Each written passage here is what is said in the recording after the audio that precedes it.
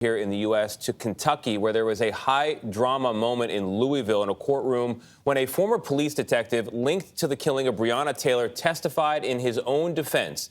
Brett Hankison called the death of the young emergency medical technician, that would be Breonna, a tragedy, and he got emotional when he described how the botched police raid unfolded. We should point out that Hankison is not charged with killing Taylor, but rather endangering her neighbors. National correspondent Jericka Duncan has been following the trial.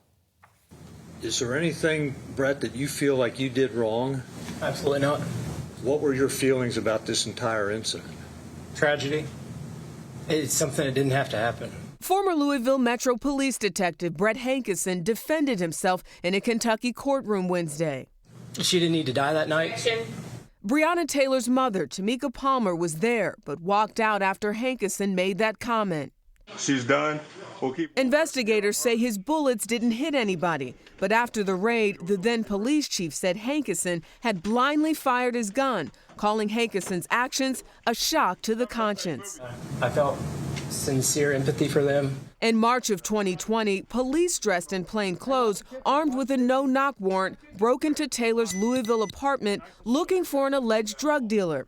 But neither Taylor nor her boyfriend, Kenneth Walker, who were inside, were the targets of the raid. Walker mistook the cops for intruders and fired his gun once.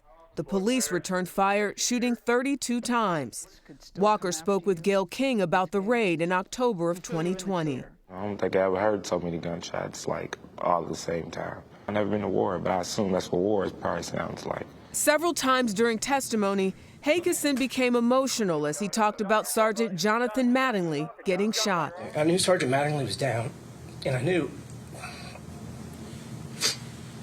they were trying to get to him.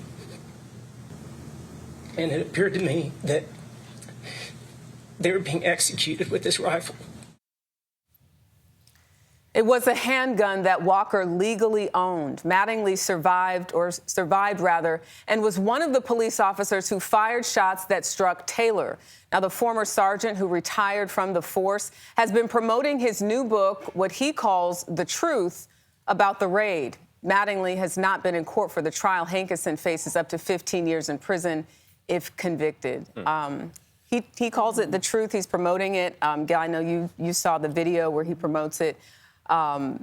He claims that a lot of things were not accurate and that the media got it wrong. Yeah. But we know for a fact is a woman who was killed was not the target, and that target, the man they were looking for, is on probation. He's not even serving any time, all because of, a drug raid. I think a lot of people have questions here. On the one hand, Hankison says he did nothing wrong, but on the other hand, he says this was an avoidable tragedy. And I think people might be confused as to why he's on trial for endangering neighbors as opposed to anything related to Breonna's death. Yeah, the grand jury found that because the police officers were shot at with that one shot, that was a threat and that they acted appropriately. So this is really, I think, in the eyes of the Taylor family, the only chance at potential justice, even though it is not related directly. This is the only officer that was charged in connection to this. And I know the officer's speaking his truth and saying that, it didn't have to happen. I think that was hard for the mom. That's what I was thinking. Tamika Palmer sitting in that courtroom listening to police officers say that about her daughter. I think she would have loved to hear it shouldn't have happened. Yeah. Just a turn of phrase there would have made a big difference, I think. Definitely. Very sad story all the way. Yes, it really all the is. way around. Thank you very much. We know you'll keep following it.